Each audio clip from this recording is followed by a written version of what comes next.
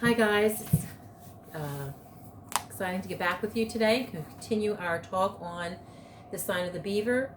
We're just going to end up here. The only thing I want you to do tomorrow is take your notes on this. If you have time to read chapter 9, go ahead and do that. If you need to reread some of these other chapters, that's great. When we get back from the break, we'll start with chapter 9 moving forward. Now, at the end of chapter 6, we found that Saknis had come back to see and check on Matt. And he had made a deal with Matt that he would have Etienne bring food for him, small animals that he had hunted, in exchange for Matt teaching him how to read and write. So we start chapter 7 with Matt discussing with himself, like having no idea even where to begin to teach Etienne how to read. Matt recalls the primer from which his mother used to teach him how to read, and he tries to find familiar objects around the cabin to correspond with each letter in order to introduce the letter of the alphabet to Etienne. He's remembering the undisguised hostility that was expressed by the Indian boy the day before when his grandfather said, "He'll bring you this in exchange for you teaching him English." So he remembers that, and Etienne does show up, and he's carrying a dead rabbit with him.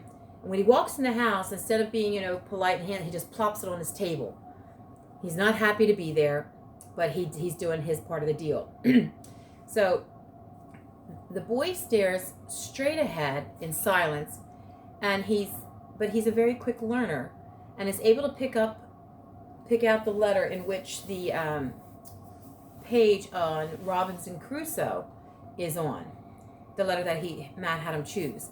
When Matt explains that there are 26 letters in the alphabet, Etienne finally breaks his silence and angrily demands, "How long will it take for me to learn to read?" Matt tells him that's going to probably take some time. It may take a year.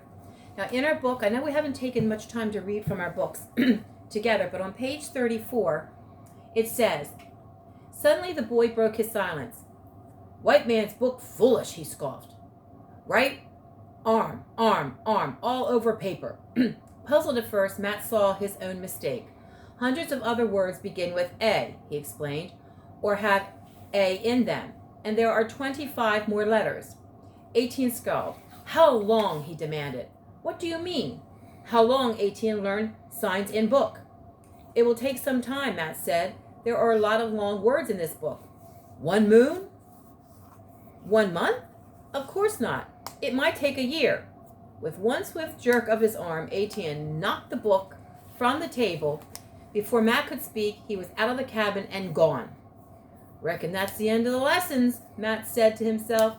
Cheerfully, he began to skin the rabbit. That takes us to chapter 8. In chapter 8, excuse me, when Etienne returns the next day, which Matt was very surprised he did return, Matt decides to skip the alphabet lesson and decides to read aloud Robinson Crusoe instead. But what he does is he skips ahead a lot of the stuff that Matt thinks is boring and would bore Etienne too, and he starts reading to Etienne.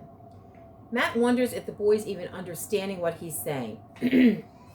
And I'm going to read on page 37. It says, "Matt looked up from the page. There was not a flicker of interest in the boy's face.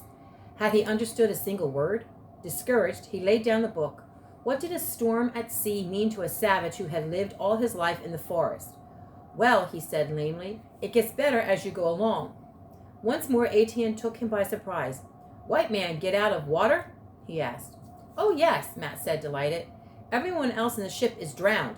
He gets thrown up all alone on the island." The Indian nodded. He seemed satisfied. "Shall I read more of it?" Etienne nodded again. "Go now," he said. "Come back, Seba," which is the next morning. There was no question for the B for bone. Matt had a book open and waiting at the part he wanted to read. So Etienne actually understood a lot more than what he was putting on to be. He was actively engaged, in the narrative. The next day when he comes back, Matt continues to read the Robinson Crusoe, describing how the man lands on a small, unnamed island and swims back and forth from the shipwrecked island to to salvage items before that he could find useful. Etienne scoffs at this, asserting that if Crusoe had been an Indian, he would not have needed the things from the ship, but would have been able to make what was necessary all by himself. And in chapter 8, the last paragraph in closing, and I want to wish everybody, before I read this, a wonderful, wonderful Easter break. You've worked hard. Don't forget to get me your essays no later than tomorrow. And I'm going to end this with this last paragraph. After Etienne had gone, Matt kept thinking about Robinson Crusoe and all the useful things he had managed to salvage from the ship. He had found a carpenter's chest, for instance, bags of nails, 2 barrels of bullets, and a dozen hatchets. A dozen? Why, Matt and his father had come up here to Maine with 1 axe and an adze. They had cut down trees and built his whole cabin and the table and the stools without a single nail. Crusoe had found a hammock to sleep in instead of a prickly hammock boughs. He could see now how it must have sounded to Etienne. Come to think of it, Robinson Crusoe had lived like a king on that desert island.